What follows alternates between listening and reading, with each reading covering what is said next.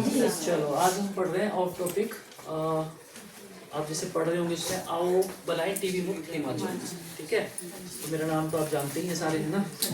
और उसके अलावा ये जो काम है टीवी के प्रति जागरूकता फैलाना, ये मैं एज अ वॉलेंटियर करता हूँ। वॉलेंटियर यानी कि स्वयं इच्छा से, और NTEP के लिए राष्ट्रीय क्षय रोग उन्मूलन कार्यक्रम के लिए, ठीक है।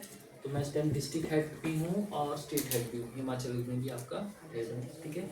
हम लोग एक नेटवर्क भी ऑपरेट करते हैं और टीवी मुक्त हिमभूमि, जिसमें मैं सचिव हूँ। और आपका जो अध्यक्ष है वो मंडी से पद्दर से है, रवीना नाम है उसका, ठीक है। तो वो हमने इसमें हेड बनाए हुए हैं। तो हम आज बात करेंगे टीवी के बारे में, ठीक है। टीवी के बारे में सुना है आप लोगों ने? किस किसने? चलो कोई एक बताएगा क्या होता है टीवी? बताओ, हम सुना सबने, बोल दो। बीमारी का नाम है क्या होती, क्या है? खांसी बिगड़ जाती है,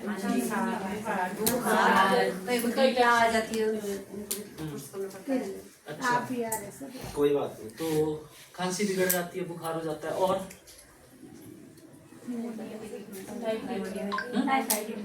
टाइफाइड होता है।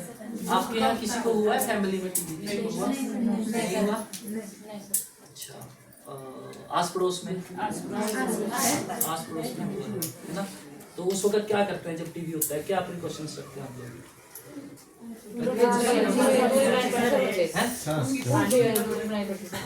बोलने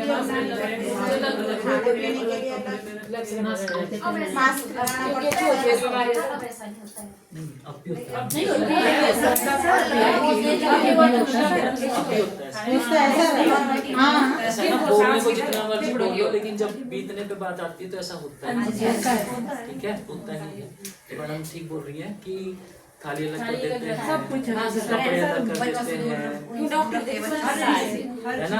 उसको कमरा अलग कर देते हैं, उसके कपड़े अलग कर देते हैं, हर चीज अलग कर देते हैं, है ना।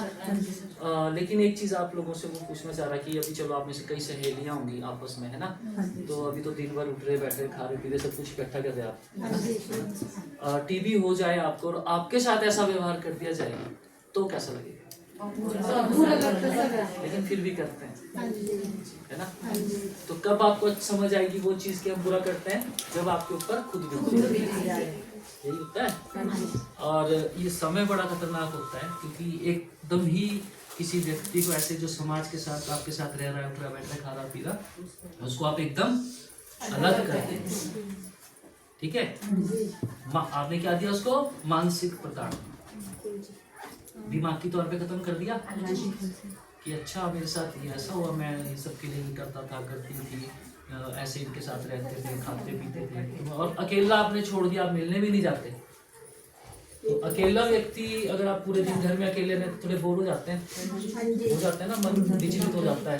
लेकिन अगर बीमारी है और खतरनाक बीमारी है और उस सिचुएशन में आप उसको अलग छोड़ देंगे तो क्या हाल होगा? बिल्कुल ही खत्म। तो इसी चीज को खत्म करने के लिए मैं काम करता हूँ। मैं जो टीवी के साथ लोग जी रहे हैं उनके पास भी जाता हूँ, उनकी मदद भी करता हूँ और समाज को जागरूक करने का काम भी करता हूँ कि हमें ऐसा कभी नहीं करना है। क्यों नहीं करना है? क्योंकि टीबी किसी को भी हो सकता है, पता है। बच्चे को, बूढ़े को, जवान को, मर्द को, अमीर को, गरीब को, अमिताभ बच्चन को टीबी होती है, ठीक है। तो टीबी जब किसी को भी हो सकता है तो भेदभाव क्यों? ठीक है, हमें भेदभाव क्यों करना चाहिए? नहीं ना, जबकि इलाज भी है, लेकिन इसमें आप लोगों की भी गलती नहीं है, क्योंकि आपने जो सुना है आप वही करोगे। आपके माता पिता ने, आपके सास ससुर ने, आपने आस पड़ोस में यही देखते हो आप, तो वही चीज आप क्या करते हो? आगे करते हो। अब मैंने बोला कि बर्तन अलग, ये वो सब अलग, अगर इनको टीबी होगी ना ऑटोमेटिकली अपने आप को अलग कर देगी, खुद कर देगी। क्यों? माइंड में क्या बैठा हुआ है कि ऐसा होना चाहिए, ठीक है। चलिए, तो मैं, और हम ऐसा क्यों है हमारे सोच दिमाग में ऐसा? क्योंकि हमारे पास अधूरी जानकारी है टीबी को लेकर, है ना। अभी मधुमक्खी की हम ट्रेनिंग दे रहे हैं आपको, तो इसमें अब आपको पहले अधूरी जानकारी होगी, अब पूरी जानकारी मिलेगी तो आप अच्छा काम करोगे, है ना। तो वैसे ही मैं क्या करता हूँ कि ये टीबी की जो जानकारी है वो पूरी लोगों तक पहुँचाता हूँ। तो स्टार्ट करते हैं कि कितने किस्म का टीबी होता है पता है? हाँ नहीं, मैं बताता हूँ। टीबी 2 किस्म का होता है, एक पल्मोनरी, लिखने की जरूरत नहीं है, याद रखने की जरूरत है, पल्मोनरी और एक्स्ट्रा पल्मोनरी। पल्मोनरी टीबी वो है जो फेफड़े की होती है, एक्स्ट्रा पल्मोनरी टीबी वो है जो शरीर के किसी भी और अंग में हो जाए, ठीक है। टीबी बॉडी के किसी भी पार्ट में हो सकता है, बाल और नाखून को छोड़ के, बाकी कहीं पे भी टीबी हो सकता है, ठीक है। अब आपने सुना है कि टीबी फैलती है, हम अलग क्यों करते हैं व्यक्ति को? क्योंकि फैलती है, मुझे भी हो सकती है, ऐसे ही है ना। लेकिन अब 2 टीबी मैंने आपको बताई, पल्मोनरी और एक्स्ट्रा पल्मोनरी, इसमें से टीबी एक ही फैलती है, कौन सी? लेकिन हम जो व्यवहार है वो उसके साथ भी वैसे ही करते हैं जिसकी टीबी फैलने वाली नहीं, उसको भी वही टॉर्चर देते हैं। तो टीबी 2 किस्म की है, पल्मोनरी, एक्स्ट्रा पल्मोनरी, और जो फैलने वाली है वो सिर्फ फेफड़े की है जो पल्मोनरी होती है। भारत में 80% जो टीबी होती है वो फेफड़े की ही होती है, फैलने वाली पल्मोनरी ही होती है, ठीक है। भारत में हर साल 4 से 4.5 लाख लोग जो है वो टीबी की वजह से मर जाते हैं, ठीक है। हमारे हिमाचल में 900 से लेकर 1100 लोग हर साल टीबी की वजह से मरते हैं, ठीक है। आपका मंडी हिमाचल के अंदर तीसरे नंबर पे है जहाँ सबसे ज्यादा केस टीबी के पाए जाते हैं। पहला धर्मशाला, दूसरा शिमला, तीसरा मंडी, ठीक है। यहाँ पे ये चीजें उजागर नहीं की जाती, वो इसलिए नहीं की जाती कि इसको टीबी के लोग छुपाते हैं, है ना। हमने ऐसे ऐसे लोग भी देखे जो ट्रीटमेंट करने बाहर ही चले जाते हैं, घर में झूठ बोल देते हैं कि तो गया हुआ कहीं, गई भी कहीं, उनका ट्रीटमेंट बाहर ही कराते हैं, बताते ही नहीं कि टीबी भी हो। तो इतना डर आज भी है, उसी डर की वजह से ये चीजें और ज्यादा फैल रही है ना। मुझे टीबी हो गया, मैं आपको बताऊंगा नहीं, छुपाऊंगा, तो मैं कई लोगों को और को टीबी दे जाऊंगा, है ना। तो एक्स्ट्रा पल्मोनरी और पल्मोनरी 2 किस्म की टीबी है, और फैलने वाली टीबी कौन सी है? पल्मोनरी। अब टीबी के लक्षण क्या होते हैं, कैसे पता लगेगा आपको कि टीबी हो रही है किसी को? पता है? खांसी है, सर, जो भूख नहीं लगती सर, इसमें उसके लिए खांसी होती है और जो होती है, नहीं ऐसा नहीं, भूख भी लगती सर, खांसी इसकी। चलिए मैं बताता हूँ। अगर आपको रात को 7 बजे के बाद बहुत तेज बुखार हो रहा है, 102, 103, 104, तो ये एक लक्षण है कि आपको टीबी हो सकता है। अगर आपको 2 हफ्ते से ज़्यादा खांसी है तो ये लक्षण है कि आपको टीबी हो सकता है। अगर आपकी भूख आहिस्ता आहिस्ता बंद हो रही है, आपको भूख ही नहीं लग रही है, तो ये एक लक्षण है कि आपको टीबी हो सकता है। अगर आपका वजन बहुत जल्दी कम हो रहा है तो ये लक्षण है कि आपको टीबी हो सकता है। अगर आपको चलने में सांस फूलती है, थकान महसूस हो रही है, तो ये एक लक्षण है कि आपको टीबी हो सकता है, ठीक है। अगर आपको रात को चेस्ट पेन हो रही है, छाती में दर्द हो रही है ना, या कहीं पे जहाँ गांठ बनती है वहाँ हड्डी में कहीं दर्द है, सूखी दर्द बताते हैं ना, कहीं और गठरी जैसी होती है, तो वो भी टीबी के लक्षण हैं। तो ऐसे में आपको क्या करना है? तुरंत जांच करवानी है। लेकिन बहुत से लोग डर के मारे नहीं करते कि ना पता नहीं टीबी निकल गई तो क्या हो जाएगा, है ना। तो ऐसे में हमें क्या करना है? जांच करवानी है। जांच कहाँ करवाएंगे?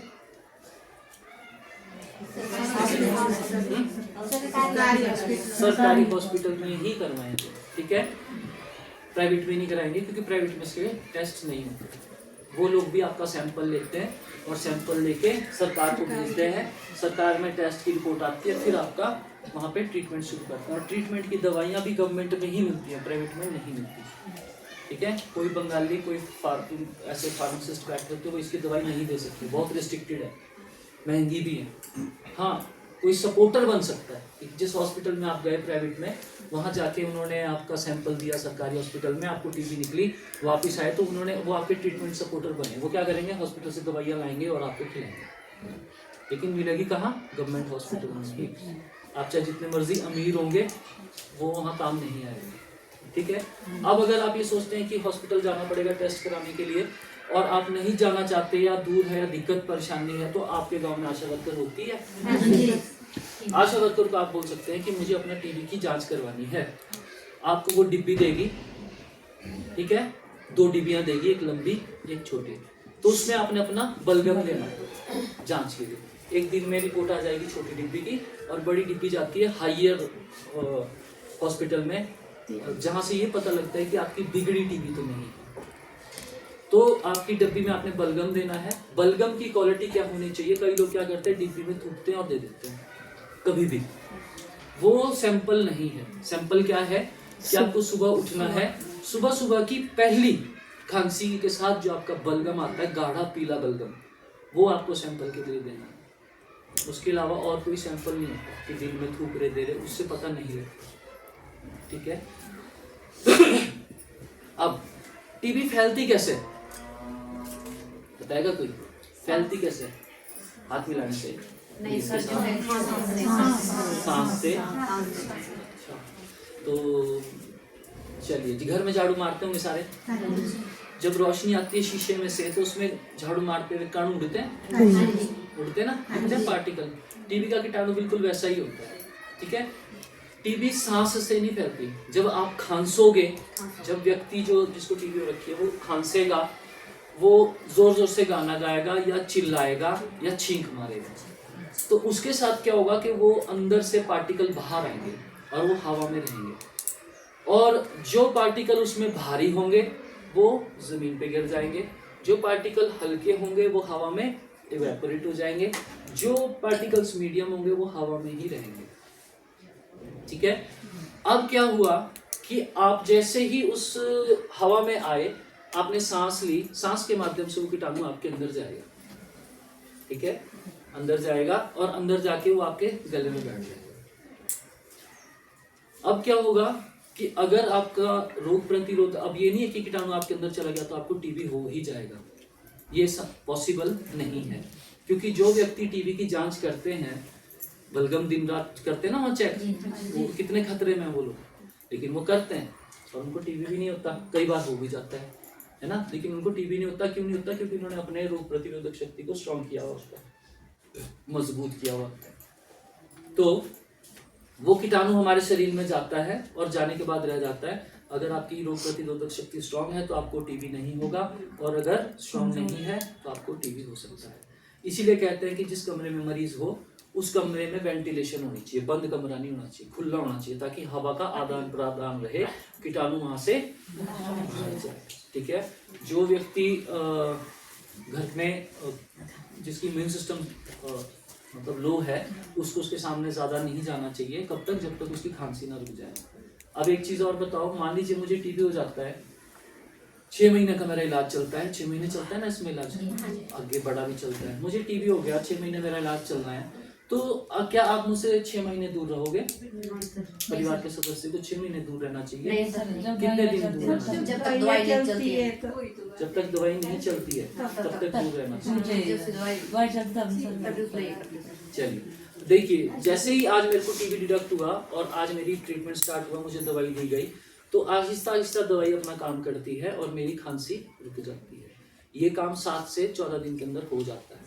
तो जैसे मेरी खांसी रुक गई तो उसके बाद मुझसे दूर रहने की जरूरत नहीं है। वैसे तो दूर उस दौरान भी नहीं रहना है जब से शुरू हुआ है, लेकिन उस दौरान हमें थोड़ी प्रिकॉशंस रखनी है। प्रिकॉशन क्या रखनी है कि जिस व्यक्ति को टीबी हो गई है वो मास्क पहन के रखे, ठीक है। जब खांसे तो या छींके तो या तो रुमाल से ढके या मास्क पहन के रखे, या जब भी छींके या खांसे तो ये चीज कर ले, है ना, और ये करके, और वो उसके पार्टिकल बाहर ना जाए। दूसरा, थूकने का, कि जिस व्यक्ति को टीबी हो रखी है वो अगर खांसी है उसको, तो हम लोग क्या करते हैं, गांव में डब्बा वो दे देते हैं ना, तसला राख से भरा हुआ, और वो देते हैं कि इसमें थूकता रहे बैठ के।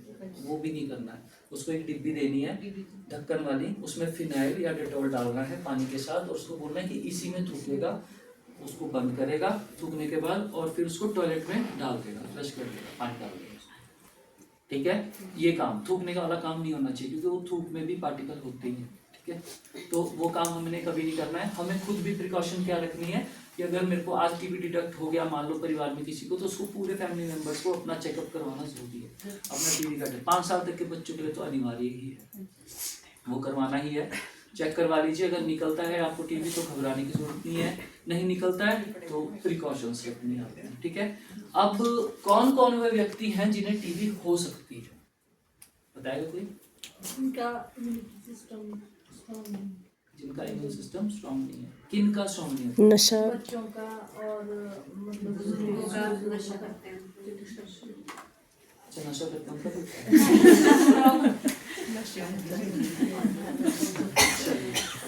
अच्छा चलिए, आपको नशा बता रहे हैं। चलिए मैं बताता हूँ, देखिए जो व्यक्ति अत्यधिक स्मोकिंग करते हैं, अत्यधिक स्मोकिंग, जो व्यक्ति अत्यधिक शराब का सेवन करते हैं, जो लोग सीनियर सिटीजन्स हैं 70 साल 60 साल से ऊपर, उनको भी टीबी होने के चांसेस है। जो लोग माल न्यूट्रिशियस हैं, जो खाना नहीं खाते अच्छा, ठीक है। आजकल बच्चे को चिप्स लेना देना, वो कभी भी इम्यूनिटी बूस्ट नहीं करते, दिन रात मैगी खा रहे, चाउमीन खा रहे, मोमो खा रहे, अनाज नहीं खा रहे, है ना। तो जिनका इम्यून सिस्टम लो होता है, जो अच्छा खाना नहीं खा रहे, माल न्यूट्रिशियस हैं, जो बीपी और शुगर के पेशेंट्स हैं, जो कैंसर के साथ जी रहे हैं, या जिन्होंने किडनी ट्रांसप्लांट वगैरह ये सब करवाया है, वो उनको भी हो सकता है। हाइपरटेंशन वाले लोगों को भी टीबी हो सकता है। हाइपरटेंशन पता है? नहीं पता? नहीं पता? जो माताएं बहनें अपने बच्चों को दूध पिलाती है, उनको भी टीबी होने के चांसेस है, ठीक है। अब ये मैंने आपको क्या बताया, सब रीजंस यानी कि कारण के ऊपर कारण। मेन कारण इन सब का क्या है? इम्यूनिटी का लो होना, रोग प्रतिरोधक शक्ति का कम होना। एक माता है अपने बच्चे को दूध पिला रही है, दिन भर दूध तो पिला रही, लेकिन खुद अपनी बॉडी को कुछ नहीं दे रही, तो क्या हो रहा? उसके शरीर में से न्यूट्रिएंट्स बाहर जा रहे हैं और वो वीक हो रही। एक शराब पीने वाला व्यक्ति है, वो दिन भर शराब पी रहा लेकिन खाना नहीं खा रहा। इसमें एग्जाम्पल है, एक व्यक्ति है जिसने पूरी जिंदगी शराब पी, उसको कभी टीबी नहीं हुई। एक व्यक्ति है जिसने 1 साल से शराब पी, उसको टीबी हुई। उसके पीछे कारण क्या है कि जिसने तो पूरे साल पूरी जिंदगी शराब पी ना, उसने अच्छी डाइट भी नहीं, तो उसको वो असर नहीं हुई। लेकिन एक व्यक्ति ऐसा है जिसने सुबह उठा, पैग मारा, फिर थोड़ी देर में पैग मारा, फिर नाश्ता नहीं किया, फिर पैग मारा, फिर लंच नहीं किया, पैग मारा, है ना, मतलब रात तक वही चल रहा, लेकिन क्या कर रहा? खाना नहीं खा रहा, तो उसको भी हो सकता है। तो मेन रीजन क्या है? इम्यूनिटी का लो होना, रोग प्रतिरोधक शक्ति का कम होना, ठीक है। तो ये वो कुछ लोग हैं जिनको टीबी होने के चांसेस हैं। अभी तक किसी ने कुछ पूछना है इसमें? सरकार क्या क्या स्कीम चला रही है? अगर किसी व्यक्ति को टीबी हो जाता है तो आपको पहले 500 रुपये मिलते थे, अब 1000 रुपये मिलता है हर महीने, ठीक है। और अगर किसी को MDR टीबी हो जाए तो उसको 1500 रुपया मिलता है उसकी ट्रीटमेंट होने तक।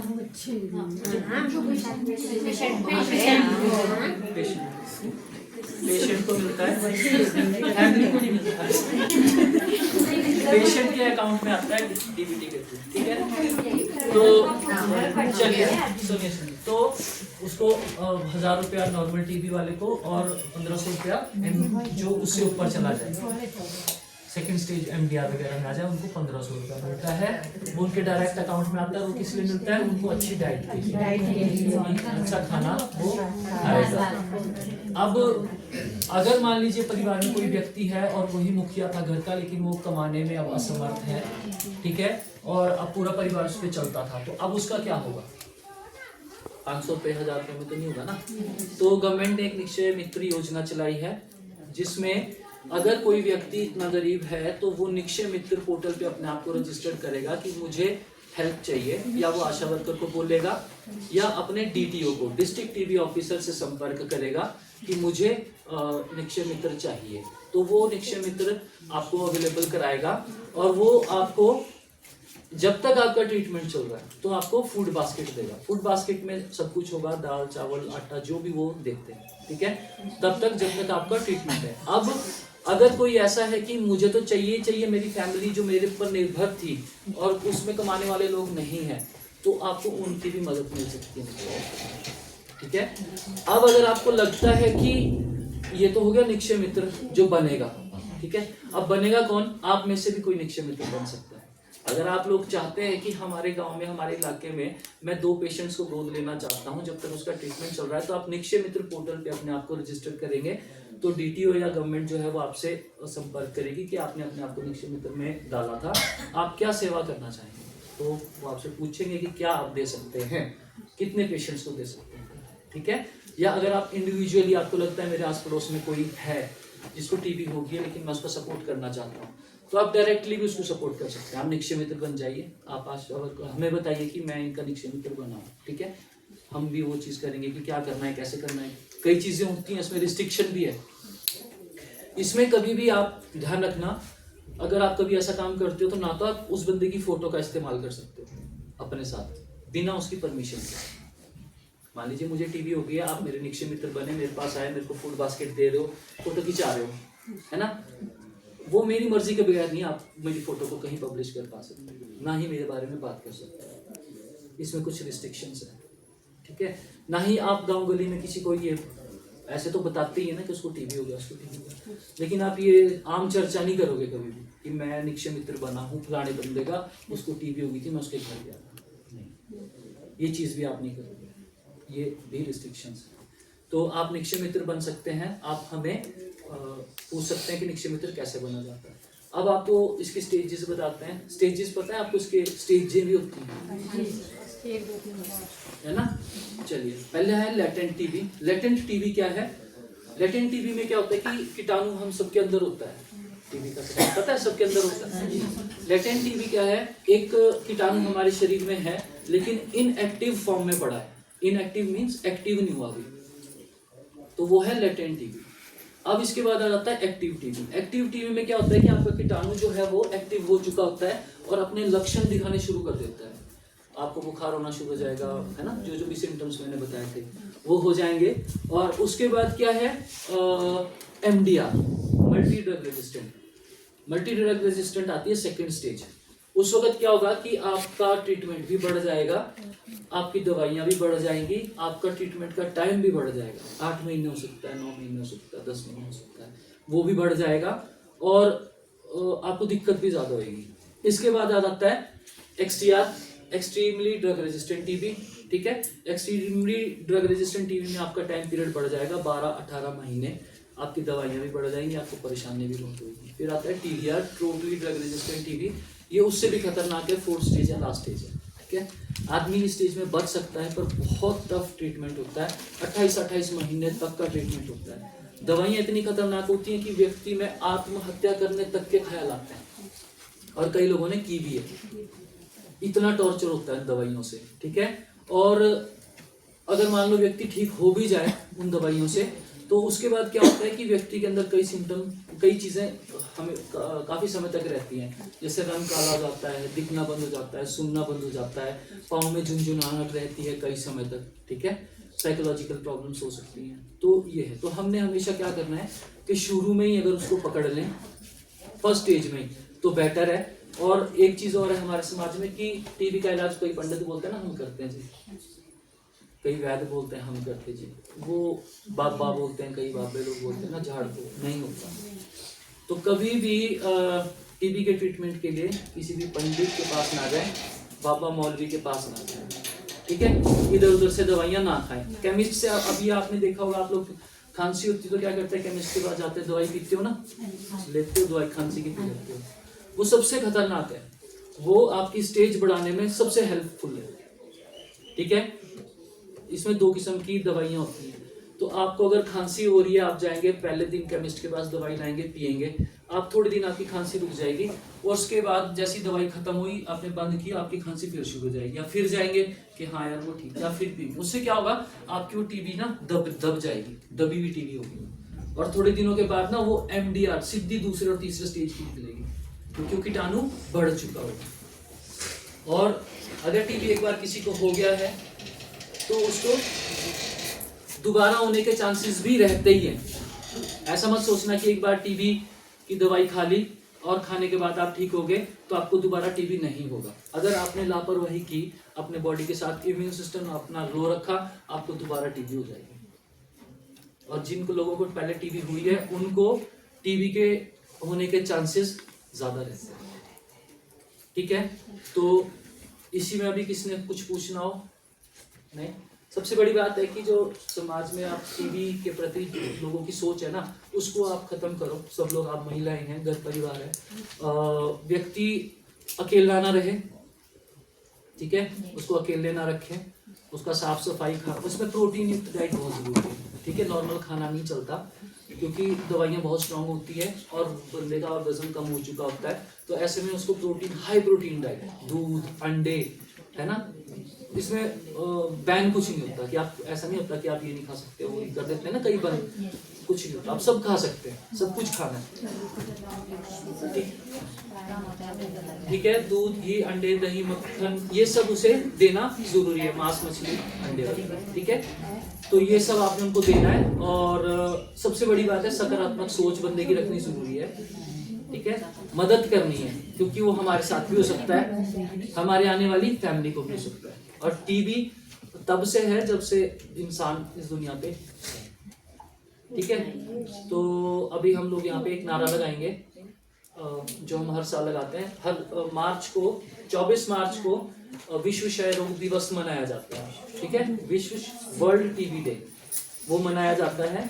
और हम हर साल इसको मनाते हैं यहाँ भी। और हर महीने की 24 तारीख को निक्षय दिवस मनाया जाता है। यहाँ तो पता नहीं मनाती होंगी, आशा वर्कर्स के नहीं मनाती होंगी, लेकिन सरकार के निर्देश हैं कि हर महीने की 24 तारीख को निक्षय दिवस मनाया जाता है।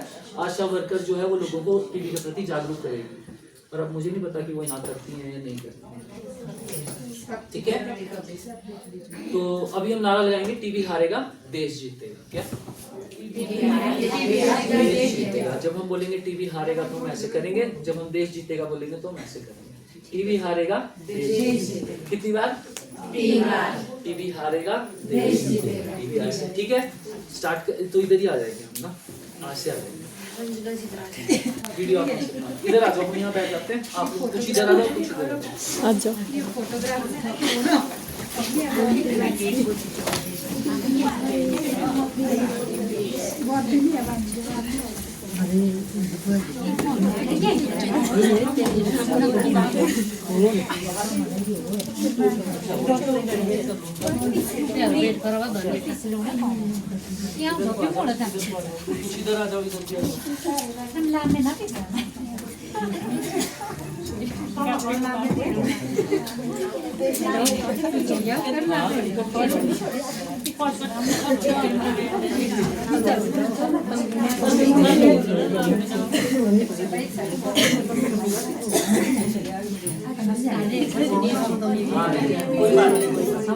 सारे आ रहे हैं,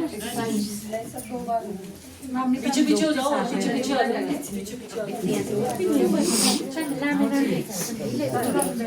पीछे पीछे आ जाओ, आप और इधर हो जाओ, इधर हो जाओ, इधर हो जाओ, परे परे पीछे,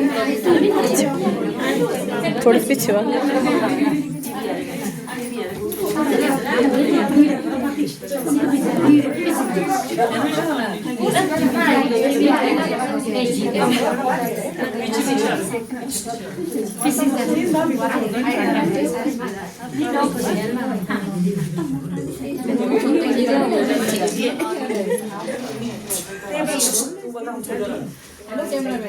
आप ना कुर्सी के ऊपर जाओ, ज्ञान दसने में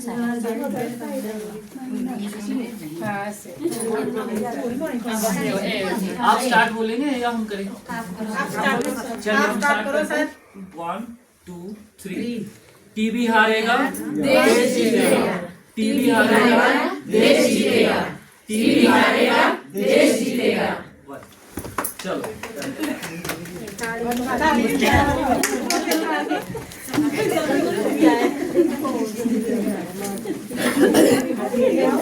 सेव का सेव